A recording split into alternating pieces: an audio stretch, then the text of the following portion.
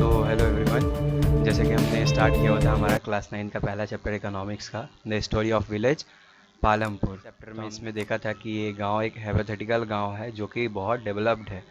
आसपास के गांव से भी बहुत अच्छी कनेक्शन है इसकी। और फिर हमने कुछ इंपॉर्टेंट पॉइंट्स पे हाईलाइट किए थे। फिर हमने देखा था कि एक्टिविटीज़ दो तरीके की होती हैं, और इस पूरे चैप्टर के थ्रू हम गांव में किस किस तरह का गांव में प्रोडक्शन होता है, एक्टिविटीज़ होती है, ठीक है, वो हम देखने वाले थे। We will take us through the different types of production activities in the village. कितने तरीके के एक्टिविटीज़ होते हैं गांव में प्रोडक्शन में, वो हम देखने वाले थे इस पूरे चैप्टर में। तो हमने देखा था दो तरीके की एक्टिविटी होती है, एक फार्मिंग एक्टिविटी जो कि मेन एक्टिविटी है, और एक होती है non farming activity. Non farming activity जिसमें मैन्युफैक्चरिंग आते हैं, ट्रांसपोर्ट आती है, शॉपकीपिंग आती है, स्मॉल बिजनेस आता है ना। तो हमने कुछ बातें जानी थी प्रोडक्शन के बारे में, लाइक हमने फैक्टर्स ऑफ प्रोडक्शन देखा था। तो उसमें हमने 4 फैक्टर देखा था। पहला फैक्टर हमने लैंड देखा था, दूसरा फैक्टर हमने लेबर देखा था, तीसरा फैक्टर हमने फिजिकल कैपिटल देखा था, और चौथा फैक्टर हमने ह्यूमन कैपिटल देखा था। फिजिकल कैपिटल में हमने 2 पार्ट पढ़े थे, एक फिक्स्ड कैपिटल किसको कहते हैं वो पढ़ा था, और दूसरा वर्किंग कैपिटल किसको कहते हैं वो पढ़ा था। तो अगर आप लोगों ने नहीं देखा है अभी तक, कोई नहीं पढ़ा है, तो आप चैनल के डिस्क्रिप्शन में लिंक है, वहां से देख लीजिए, नहीं तो ऊपर आई बटन में लिंक दिया जाएगा, वहां से देख सकते हैं, ठीक है। तो हम लोग आज स्टार्ट करने वाले थे पालमपुर में फार्मिंग एक्टिविटी से, ठीक है। तो स्टार्ट करते हैं। तो सबसे पहला हम टॉपिक स्टार्ट करेंगे फार्मिंग इन पालमपुर। पालमपुर में कैसी फार्मिंग होती थी, यानी कि फार्मिंग एक्टिविटीज पहले हम देखेंगे। तो पालमपुर में जो लैंड था ना, लैंड इज फिक्स्ड। लैंड क्या था? फिक्स्ड था। पालमपुर में लैंड फिक्स्ड था। Farming is the main production activity in Palampur. जैसा ऊपर ही मैंने कहा, गांव में सबसे मेन एक्टिविटी कौन सा होता है? फार्मिंग, किसानी। अब आप लोग भी कभी भी गांव का नाम सुनते तो क्या पहले दिमाग में आता है? खेत, खेत खलियान की, वहाँ फार्मिंग होती होगी, खेती होती होगी, है ना। तो फार्मिंग यहाँ की मेन एक्टिविटी है। लगभग 75% of the people who are working are dependent on farming for their livelihood. 75% लोग डिपेंड करते हैं फार्मिंग के ऊपर वहाँ गांव में। तो दे कुड बी फार्मर्स और फार्म लेबरर्स। तो ये जो लोग हैं ना, जो फार्मिंग पर डिपेंड हैं, या तो ये किसान हो सकते हैं या खेत में काम करने वाले मजदूर। यानी कि या तो किसान हो सकते हैं, फार्मर, जिनकी अपनी खेत हो सकती है, या फिर फार्म लेबरर्स हो सकते हैं, मतलब खेत में काम करने वाले मजदूर, ठीक है। The well-being of this family, the well-being of these families closely related to the production of farms। और गांव में क्या होता है कि जो भी खेती से जो भी कमाई आती है उससे उनका घर चलता है। यानी कि अगर उनको कुछ अच्छा करना होगा तो उनको, उनका प्रोडक्शन अगर अच्छा होगा तब उनकी ज़िंदगी अच्छी हो सकती है। अगर प्रोडक्शन खराब हुआ तो पैसा नहीं उनके पास रहेगा, ज़िंदगी उनकी खराब हो जाएगी, ठीक है। तो कहा गया है जो वेलबिंग है फार्मर की, वो वेलबिंग उनकी डिपेंड करती है कि उनके फार्म में कैसा प्रोडक्शन हुआ, कैसी उनकी उपज हुई उनकी खेत की। But remember that there is a basic constraint in raising farm production. Land area under cultivation is practically fixed. अब देखो, फार्म प्रोडक्शन बढ़ाने में भी काफ़ी ज़्यादा प्रॉब्लम्स आती हैं, काफ़ी रुकावटें आती हैं। लाइक लैंड बहुत जगह फिक्स है फार्मर्स का। मतलब क्या है ना कि अगर किसी के पास 1 हेक्टेयर लैंड है, मान लो कि 1 कट्ठा लैंड है, ज़मीन है, उसको 1 ही कट्ठा ज़मीन में अपना प्रोडक्शन बढ़ाना है, तो लैंड बढ़ाने का उसके पास तो ऑप्शन नहीं है कि वो लैंड बढ़ा के अपना प्रोडक्शन बना लेगा। उसके पास कोई अदर ऑप्शन होगा। तो सबसे पहले लैंड की अगर हम बात करें कि अगर हमको प्रोडक्शन बढ़ाना है तो हम लैंड क्यों नहीं बढ़ा सकते हैं? तो लैंड इसलिए नहीं बढ़ा सकते हैं क्योंकि सिंस 1916 पालमपुर, 1960 से ही पालमपुर में लैंड का कोई भी एक्सपेंशन नहीं हुआ। यानी कि जो खेती हुई है वो खेती जैसे 1960 के पहले होती थी वैसे ही 1960 के बाद भी रह गई खेती, उसमें कोई भी एक्सपेंशन नहीं हुआ। No expansion in land area, ठीक है, लैंड एरिया में कोई एक्सपेंशन नहीं हुआ। तभी से by then some of the wasteland in the village had been converted to cultivable land. तो उस टाइम से ही कोशिश किया जा रहा था कि जो फार्म एरिया है ना, जो भी ज़मीन है खेती के लिए, जो बेकार हो चुकी है, जो बंजर हो चुकी है, उसको वापस से हम कल्टीवेबल लैंड बनाएं, यानी कि उसको वापस से खेती के लायक हम बना दें, ठीक है। ये कोशिश की जा रही थी वहाँ। There exist no further scope to increase farm production by bringing new land under cultivation. नया ज़मीन लाने की कल्टीवेशन में कोई चांस ही नहीं था, कोई ऑप्शन ही नहीं था कि हम लैंड को बढ़ाएं। तो क्या किया गया वहाँ पर? जो वेस्ट लैंड थे, जो खराब हो गए थे ज़मीन खेती करते करते या अदर प्रोडक्शन के एक्टिविटी से, उन ज़मीनों को खेती के लिए लाया गया। समझ में आया? एक्स्ट्रा ज़मीन ऐड नहीं किया गया, बल्कि जो खराब हो गए थे ना ज़मीन, उन्हीं ज़मीन को यूज़ में लाया गया। तो यहाँ से ये समझ में आता है कि अगर हमको प्रोडक्शन बढ़ाना है और हमारा लैंड फिक्स है, तो या तो हम एक काम कर सकते हैं कि हम रहने देते हैं, नहीं बढ़ाएंगे प्रोडक्शन। लेकिन अगर हमको प्रोडक्शन बढ़ाना है तो हमको जो वेस्ट लैंड अगर मेरे पास है उस वेस्ट लैंड को हमको कल्टीवेबल बनाना है। ठीक है, तो पालमपुर में फार्मिंग एक्टिविटी का ये लैंड इज फिक्स्ड का कॉन्सेप्ट समझे। There exist no further scope to, हाँ, the standard unit of measuring land is hectare. देखो जमीन को कभी भी ना हेक्टेयर में नापते हैं। किस में नापते हैं? हेक्टेयर में। Though in the villages you may find land area being discussed in local unit such as bigha, guntha etcetera. लेकिन गांव में क्या होता है कि बीघा, 1 बीघा, 2 बीघा ऐसे बोलते हैं ना लोग कि मेरे पास 1 बीघा खेत है, 2 बीघा खेत है, 1 गुंठा खेत है, 2 गुंठा खेत है, तो ऐसे बोला जाता है वहां। तो 1 hectare equals the area of a square with one side measuring 100 metres. तो एक साइड जो है ना, जो तुम्हारा 1 हेक्टेयर है वो तुम्हारा equals the area of a square with one side. Square का एरिया क्या होता है ये बताओ? A square side into side square. तो एक साइड का मेजरिंग दिया हुआ है 100 मीटर, तो दूसरे साइड का भी मेजरिंग 100 होगा, क्योंकि स्क्वायर में तो सारे साइड इक्वल होते हैं, है ना, सारे साइड इक्वल होते हैं। और एरिया ऑफ स्क्वायर क्या होता है? Side into side square. तो 100 इंटू 100 कितना हो जाएगा? 10,000। 10,000 हो जाएगा, तो यानी कि 10,000 मीटर, यानी कि 10 किलोमीटर, 10 किलोमीटर बराबर 1 हेक्टेयर। 10 किलोमीटर बराबर 1 हेक्टेयर लैंड। सोचो 10 किलोमीटर बराबर 1 हेक्टेयर लैंड। 1000 मीटर में 1000 मीटर में 1 किलोमीटर होता है ना? होता है कि नहीं होता है? 1000 मीटर में 1 किलोमीटर। तो वैसे ही यहाँ पर किया गया है कि आपको एक साइड दे दिया गया है, एरिया ऑफ स्क्वायर के बराबर क्या दिया गया है? हेक्टेयर को। होप समझ में आ गया होगा। चलो आगे पढ़ते हैं। ऐसे अगर नहीं समझ में आएगा तो कोई दिक्कत की बात नहीं है, ये कोई ज्यादा इंपॉर्टेंट चीज नहीं है। Is there a way one can grow more from the same land. अब क्वेश्चन उठता है कि जब लैंड फिक्स है तो क्या उसी लैंड से हम ज्यादा प्रोडक्शन कर सकते हैं या नहीं कर सकते हैं? लैंड तो बढ़ा नहीं सकते हैं, लेकिन हमको प्रोडक्शन और चाहिए, क्योंकि हमको अपनी जिंदगी अच्छी करनी है। ज्यादा प्रोडक्शन करेंगे तभी ना जिंदगी अच्छी होगी। तो कैसे होगा? यही क्वेश्चन है दूसरा। Is there a way one can grow more from the same land. क्या उसी जमीन से और ज्यादा उगाया जा सकता है? In the kind of crops grown and facilities available, Palampur would resemble a village of the western part of the state of the Uttar Pradesh. तो क्रॉपिंग पैटर्न जो है ना यहाँ की पालमपुर की, वो बिल्कुल मैच करती है उत्तर प्रदेश के एक स्टेट से। उत्तर प्रदेश में एक स्टेट है, वहीं के स्टेट से इसका क्रॉपिंग पैटर्न मैच करता है। जितना भी लैंड है ना यहाँ पालमपुर में, सभी कल्टीवेबल है, कोई भी खाली नहीं बचा है। कहीं पर राबी क्रॉप्स उगता है, कहीं पर खारिफ क्रॉप उगता है, कहीं पर जानवर चराने के लिए फॉडर लैंड है अवेलेबल। ठीक है, ऐसा है वहां का सीन। तो all land is cultivable in Palampur. सारा लैंड पालमपुर में कल्टीवेबल है। No land is left idle. कोई भी जमीन खाली नहीं है। During the rainy season farmers grow jowar and bajra. These plants are used as cattle feed. अब देखो कुछ ऐसे भी प्लांट्स होते हैं, कुछ ऐसे भी क्रॉप्स होते हैं जिनको हम फॉडर क्रॉप बोलते हैं। क्या बोलते हैं? Fodder crop. तो कुछ ऐसे क्रॉप होते हैं जिनको फॉडर क्रॉप बोलते हैं, जो कि जानवर लोग खाते हैं। तो जानवर लोग का जो फॉडर क्रॉप है ना, वो है ज्वार और बाजरा, जो कि पालमपुर के लोग रेनी सीजन में उगाते हैं, यानी कि ये खरीफ क्रॉप है। ठीक है, ज्वार और बाजरा ये फॉडर क्रॉप है तुम्हारा, खरीफ क्रॉप, जो कि रेनी सीजन में ये लोग उगाते हैं। कौन लोग? पालमपुर के रहने वाले लोग। क्लियर? कभी भी लैंड खाली नहीं रहता है, हमेशा कुछ ना कुछ उगाते ही रहते हैं लोग वहां के। It is followed by the cultivation of potato between October and December. और ये कब होता है? ये जब आलू की खेती हो गई ना, ये आलू है, इसकी खेती हो गई, इसकी खेती के बाद ज्वार और बाजरा की खेती की जाती है, ताकि जमीन खाली ना रहे उसका। इन द विंटर सीजन, फिर आ जाता है विंटर सीजन तुम्हारा, राबी का सीजन। Fields are sown with wheat. From the wheat produced, farmers keep enough wheat for the family's consumption and sell the surplus wheat at the market at Raiganj. तो देखो पहले क्या हुआ कि आलू अक्टूबर से दिसंबर के बीच में क्या हो गया तुम्हारा आलू। देखो सबसे पहले क्या हुआ, अच्छे से समझो।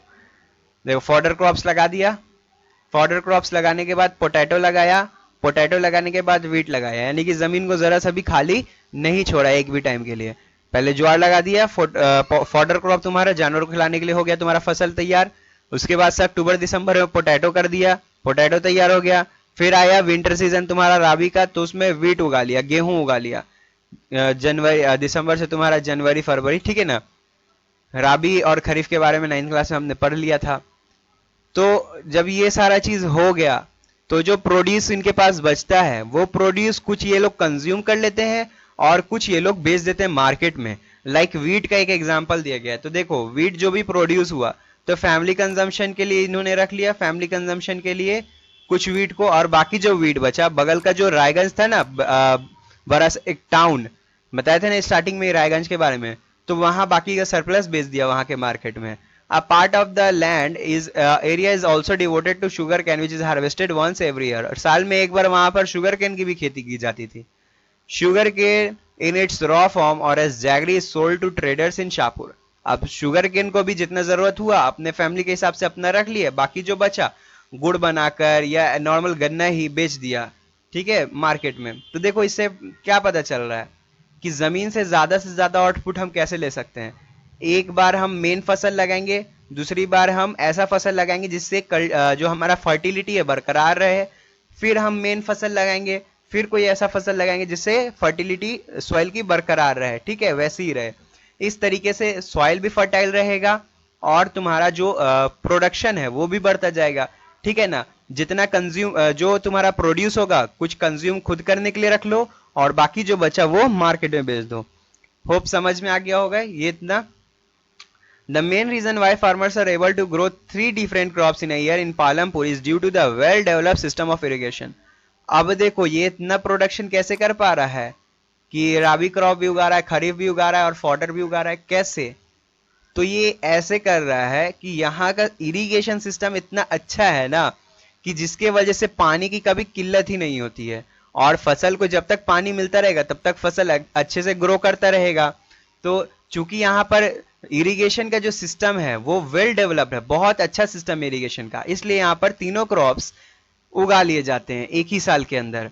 और दूसरी बात है कि इलेक्ट्रिसिटी इरिगेशन करने के लिए, पंप वगैरह चलाने के लिए इलेक्ट्रिसिटी की तो जरूरत पड़ेगी ना, इसलिए इलेक्ट्रिसिटी भी यहाँ बहुत अच्छे से है, डेवलप है, ठीक है। इलेक्ट्रिसिटी भी वेल डेवलप है, इरिगेशन भी वेल डेवलप है, तो इसीलिए यहाँ पर क्रॉप्स। तो अगर तुमसे क्वेश्चन पूछे कि बताओ what are the factors that are useful to grow different types of crops during a particular year, एक साल में अगर हमको अलग अलग क्रॉप्स उगाना है, यानी कि हमको अपना फार्म प्रोडक्शन बढ़ाना है, तो हमको क्या करना पड़ेगा? तो हमको इरिगेशन सिस्टम अच्छा करना पड़ेगा, इलेक्ट्रिसिटी सप्लाई अच्छी करनी पड़ेगी, है ना, फिर बगल के मार्केट से कनेक्ट होना पड़ेगा। समझ में आया? Its major impact was to transform the system of irrigation. Persian wells were till then used by farmers to draw water from the wells and irrigate small fields. People saw that the electric run tube wells could irrigate much। पहले क्या होता था कि लोग पानी खींचते थे कुआं से और पानी खींचने के बाद खेत में पटाते थे, तो ज्यादा मेहनत लगता था, तो उस टाइम उतना लोग नहीं केयर करता था। लेकिन अब क्या हो गया, अब चूंकि लोग इरिगेट कर सकते हैं, ठीक है ना, इरिगेट कर सकते हैं ज्यादा से ज्यादा इलेक्ट्रिक ट्यूबवेल से, तो लोगों ने इरिगेट करना शुरू कर दिया। समझ में आया? तो larger areas of land more effectively, the first few tube wells were installed by the government. कुछ ट्यूबवेल्स यहाँ गवर्नमेंट ने इंस्टॉल किए, आगे के मतलब स्टार्टिंग करने के लिए तो गवर्नमेंट ही स्टार्ट करेगा ना, कोई भी काम को कोई ना कोई तो स्टार्ट करेगा, तो यहाँ गवर्नमेंट ने स्टार्ट किए थे ट्यूबवेल्स। उसके बाद देखा था कि सब लोगों ने, फार्मर्स ने प्राइवेट ट्यूबवेल्स स्टार्ट कर दिया लगाना, ठीक है, प्राइवेट ट्यूबवेल्स लगाना स्टार्ट कर दिया। पहले गवर्नमेंट ने इंस्टॉल किए, फिर प्राइवेट लगाना शुरू हो गया। तो अगर किसी कंट्री को अपना प्रोडक्शन बढ़ाना है ना, तो गवर्नमेंट को इनिशिएटिव लेना चाहिए कि हाँ फार्म प्रोडक्शन बढ़ाना है, या तो सब्सिडी दे दे कि हाँ आप कोई सामान खरीद रहे हैं तो आपको उस पर कुछ पैसा मिलेगा सब्सिडी में, या फिर कुछ मशीन, न्यू इन्वेंशन का मशीन लगा कर दिखाए कि कैसे फार्म प्रोडक्शन होगा, ठीक है। As a result by mid 1970s the entire cultivated area of 200 hectares was irrigated. तो जब इरिगेशन का सिस्टम डेवलप हो गया तो 1970 के मिड आते आते तक 200 हेक्टेयर से ज्यादा लैंड इरिगेशन के अंडर आने लगा। अब एक यहाँ पर नोट रीडिंग है, पढ़ो इसको। Not all villages in India have such high level of irrigation apart from the riverine plains, coastal regions in our country are well irrigated. अब देखो हमारे इंडिया में इरिगेशन की सिस्टम तो अच्छी नहीं है, तो हमारे इंडिया में वेल इरिगेटेड जगह कौन सा है, मतलब अच्छे से इरिगेशन किया वाली जगह, तो कोस्टल रीजन मतलब पानी वाला किनारा वाला जमीन, पानी के किनारे जो जमीन है ना, नदी के किनारे, वो रिवराइन प्लेन्स, जो नदी के किनारे जो भी जमीन है वो, और जो भी पानी के, कोस्टल मतलब हो गया तुम्हारे ओशन वाला पार्ट, ठीक है, जो भी तुम्हारा ओशन वाला पार्ट है, ओशन के किनारे जो भी जमीन है, like bay of Bengal, Arabian sea, Indian ocean, इसके किनारे जो भी हमारा रीजन है, बताया ना 22 डिग्री से टेपर करता है हमारा इंडिया नीचे की तरफ। देखो ऐसे हमारा इंडिया है ना, तो यहाँ 22 डिग्री से क्या हो रहा है, टेपर हो रहा है, यहाँ से 22 डिग्री से नीचे की तरफ टेपर हो रहा है, मतलब तिनकोनिया होता जा रहा है। तो इधर वाला जो पार्ट है तुम्हारा, इस साइड वाला जो पार्ट है तुम्हारा, इस साइड वाला, और जो तुम्हारा इधर वाला पार्ट है, इधर वाला, ठीक है ना, तो दोनों ही पार्ट तुम्हारा क्या है, दोनों ही पार्ट तुम्हारा क्या है, पानी वाला है। इधर वाला भी जो तुम्हारा पार्ट है ये भी पानी है, इधर भी पार्ट है पानी है, तीनों तरफ। तो ये ओशन वाला पार्ट है, तो इसलिए ये कोस्टल रीजन हो गया तुम्हारा। अब बाकी जो है ना तुम्हारा जो रिवर के किनारे का पार्ट होता है उसको हम बोलते हैं रिवराइन प्लेन, रिवर के किनारे की जो जमीन होती है, ठीक है, समझ गए। चलो आगे बढ़ते हैं। तो in contrast plateau regions, Deccan plateau, यहाँ पर कम है इरिगेशन सिस्टम।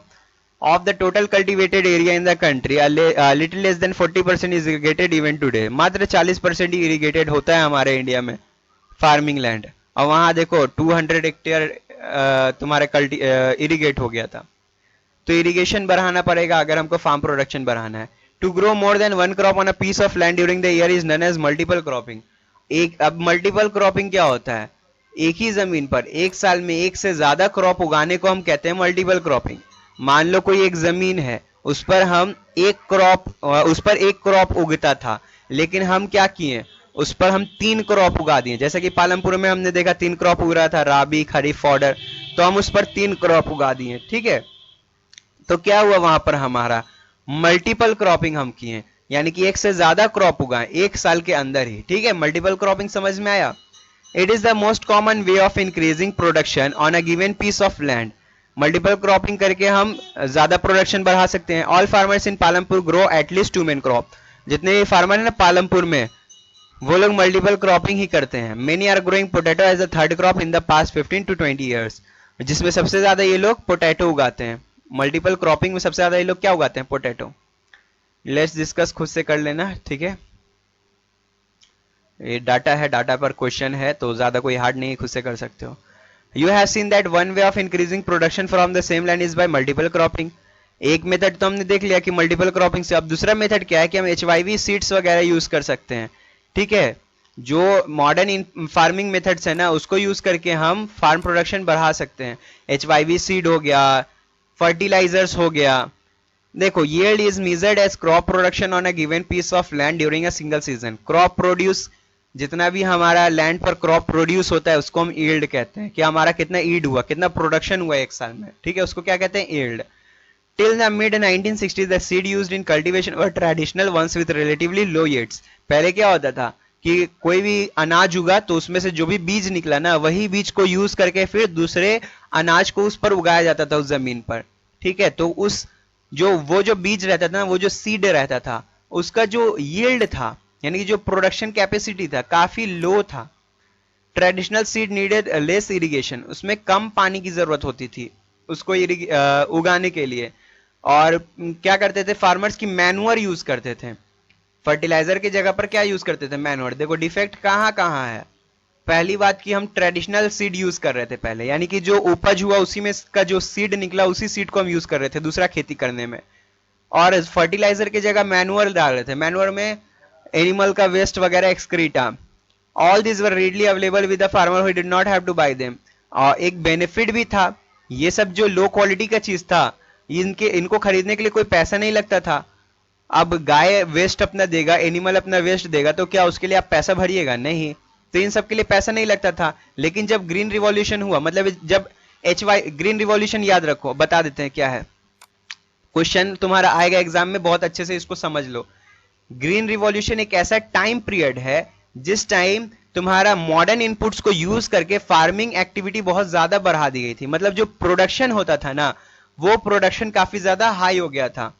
देखो cultivation of wheat and rice using high of seeds. देखो क्या हुआ था ना, जो कल्टीवेशन था, जो प्रोडक्शन हो रहा था, मतलब पहले देखो यहां से समझो, देखो ये खेती है, पहले बस इतना में होता था, लेकिन जब मतलब आधा लैंड में होता था, मात्र इतना में, ठीक है। देखो पहले खेती मात्र इधर वाले पार्ट में होता था, ये वाले पार्ट में। लेकिन जब मेरे पास HYV सीड आ गया, जब मेरे पास फार्म मशीनरी आ गया, डीजल आ गया, कैनल आ गया, मशीन को चलाने के लिए डीजल चाहिए, पंप सेट आ गया इरिगेशन के लिए, इलेक्ट्रिसिटी आ गया, डैम्स बन गया, डैम्स है, पानी है हमेशा, जब चाहे तब पटा सकते हैं पानी खेत में, पेस्टिसाइड आ गया, पहले क्या होता था कीड़ा खा जाता था फसल, लेकिन अब पेस्टिसाइड आ गया, फर्टिलाइजर आ गया मैन्योर की जगह।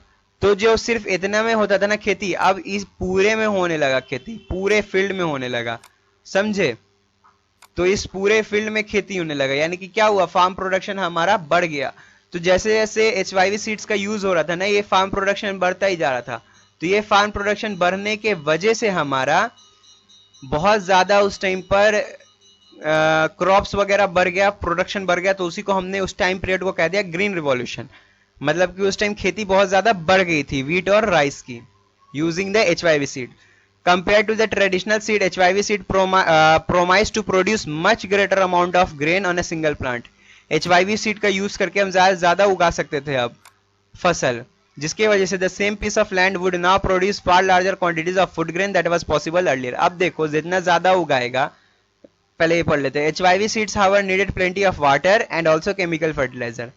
देखो HYV seeds को ना, HYV seeds को जरूरत होती है ज्यादा से ज्यादा फर्टिलाइजर्स की, ज्यादा से ज्यादा पानी की, इसलिए वो ज्यादा से ज्यादा फसल देता है। अब जितना ज्यादा फसल देगा हमको ज्यादा प्रोडक्शन होगा, ज्यादा प्रोडक्शन होगा हमको, तो क्या करेंगे, हम अपने कंजम्पशन के लिए थोड़ा रख लेंगे और ज्यादा से ज्यादा मार्केट में बेच सकेंगे, और जितना ज्यादा मार्केट में बेचेंगे उतना ज्यादा हमको पैसा आएगा। समझ में आया? तो ज्यादा अगर हमको कमाना है एक ही लैंड से, तो हम क्या कर सकते हैं, ज्यादा से ज्यादा मॉडर्न फार्मिंग मेथड को यूज करते हैं, यानी कि HYV सीड को यूज कर सकते हैं। और HYV सीड को अगर हम यूज करेंगे तो उसके यूज के लिए हमको फर्टिलाइजर्स जरूरी है, फर्टिलाइजर्स के साथ साथ पानी भी बहुत ज्यादा चाहिए। समझ में आया? तो इन सारे चीजों के वजह से, और दूसरी बात है, अब इतना सारा इनपुट खरीदना है ना, इतना सारा इनपुट खरीदना है, farm machinery, canal, diesel, pump set, electricity, pesticide, fertiliser, HYV seed, इतना सारा खरीदना है, पैसा ज्यादा लगेगा। क्या एक गरीब प्रोड्यूसर, गरीब किसान इतना अफोर्ड कर सकता है? कभी अफोर्ड नहीं कर पाएगा इतना। समझ में आया? कभी इतना अफोर्ड नहीं कर पाएगा। तो वो क्या करेगा, वो इतना ज्यादा नहीं उगा पाएगा, और नहीं उगा पाएगा तो इसीलिए वो गरीब का गरीब रहेगा। तो डिफरेंसेस भी अमीर और गरीब के बीच इसी से ज्यादा बढ़ने लगा मॉडर्न से। जो गरीब है वो अपना ट्रेडिशनल यूज करते हैं, ट्रेडिशनल फार्मिंग मेथड, और जो अमीर है मतलब जिनके पास पैसा है वो अपना मॉडर्न फार्मिंग मेथड यूज करते हैं। होप क्लियर हो गया होगा कि कैसे बढ़ा सकते हैं। पहला तो मल्टीपल क्रॉपिंग से बढ़ा सकते हैं लैंड एरिया, फार्म प्रोडक्शन, और दूसरा मॉडर्न फार्मिंग मेथड को यूज करके। मॉडर्न फार्मिंग मेथड में HYV सीड आ गया हमारा, फर्टिलाइजर्स हमारा आ गया, इरिगेशन आ गया, ठीक है। Pesticides higher yields were possible only from a combination of HYV seeds. अगर हायर प्रोडक्शन करना है तो हमें ये सारा चीज को यूज करना पड़ेगा, HYV सीड यूज करना पड़ेगा, बेटर इरिगेशन, फर्टिलाइजर और पेस्टिसाइड।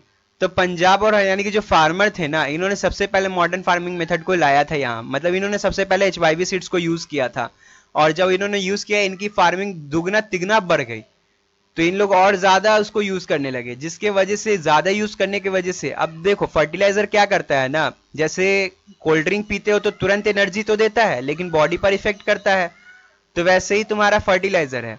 जिन लोगों ने यूज किया तो प्रोडक्शन तो उससे ज्यादा हो गया, लेकिन ज्यादा यूज किया ना तो लैंड उनकी बैरन हो गई, बंजर हो गई, क्योंकि सारा न्यूट्रिएंट्स तो खींच खींच कर लगा देता था पौधे में जमीन का। तो अब जब न्यूट्रिएंट्स बचेगा ही नहीं जमीन में तो कैसे प्रोडक्शन होगा। तो इसलिए पंजाब और हरियाणा में एक बार तुम्हारा HYV सीड यूज करने की वजह से डिफेक्ट हुआ था, जो डिफेक्ट था लैंड बैरन का, वहां बैरन हो गया था, बंजर हो गया था जमीन। Farmer in these regions set up tubewells for irrigation and made use of HYV seeds, chemical fertilizers and pesticide in farming. Some of them bought farm machinery like tractors. अब पहले क्या करता था कि लोग बैल से, गाय से जोतवाता था, प्लफ करवाता था, ठीक ना, खेत को जोतता था। लेकिन अब क्या हो गया, खेत को प्लफ करने के लिए, जोतने के लिए अब ट्रैक्टर का यूज किया जाने लगा। They were rewarded with high yields of wheat, जिसकी वजह से और ज्यादा प्रोडक्शन हो गया हमारा। In Palampur add of wheat grown पर फ्रॉम, पहले क्या था, पहले 1300 किलो सिर्फ उगता था, यानी कि 1.3 टन ही सिर्फ उगता था वीट तुम्हारा। लेकिन अब जो वीट है, जब हमने HYV सीड यूज किया तो देखो ढाई गुना से भी ज्यादा प्रोडक्शन हो गया हमारा, 2.5 गुना से भी ज्यादा प्रोडक्शन हो गया वीट का। तो क्या समझ में आ रहा है कि ट्रेडिशनल से जब मॉडर्न पर लोग शिफ्ट किया तो उनका फार्म प्रोडक्शन बढ़ गया, जिसके वजह से फार्मर्स लोग अब ज्यादा से ज्यादा मार्केट में बेच सकते थे, और जितना ज्यादा बेचेंगे प्रोडक्ट उतना ज्यादा पैसा आएगा, यानी कि उतना ज्यादा अब लोग खुद के ऊपर खर्च कर सकते। समझ में आया? नेक्स्ट वीडियो में स्टार्ट करेंगे यहां से विल द लैंड सस्टेन से, क्योंकि वीडियो लंबी जा रही है। अगर इधर पढ़ाना शुरू कर देंगे तो 1 घंटा 1.5 घंटे की वीडियो बन जाएगी और लंबी हो जाएगी, तुम लोगों को मन भी नहीं लगेगा। ठीक है, तो कल स्टार्ट करेंगे विल द लैंड सस्टेन से। आज हमने पढ़ा कि कैसे हम लैंड से ज्यादा प्रोडक्शन करवा सकते हैं। आज हमने क्या सीखा? हमने सीखा कि कैसे लैंड से ज्यादा प्रोडक्शन करवा सकते हैं जब लैंड फिक्स हो तब। ठीक है ना, लैंड फिक्स है तो हम कैसे प्रोडक्शन करवा सकते हैं देख लिया। अगर लैंड फिक्स नहीं होगा तो हम लैंड को ही बढ़ाएंगे प्रोडक्शन के लिए। तो हमने 2 तरीका देखा, एक मल्टीपल क्रॉपिंग का, एक मॉडर्न फार्मिंग मेथड को यूज करने का। होप समझ में आया हो। अगर नहीं समझ में आया एक बार वीडियो को और देख लो, फिर भी नहीं समझ में आया तो कमेंट कर देना, जो पार्ट नहीं समझ में आया मैं उसको और अच्छे से समझाने की कोशिश करूंगा। ठीक है, मिलते हैं नेक्स्ट वीडियो में, तब तक के लिए बाय बाय। अगर वीडियो अच्छा लगे तो लाइक कर दो, दोस्तों के साथ शेयर करो, चैनल सब्सक्राइब कर लो अगर नहीं किया तो।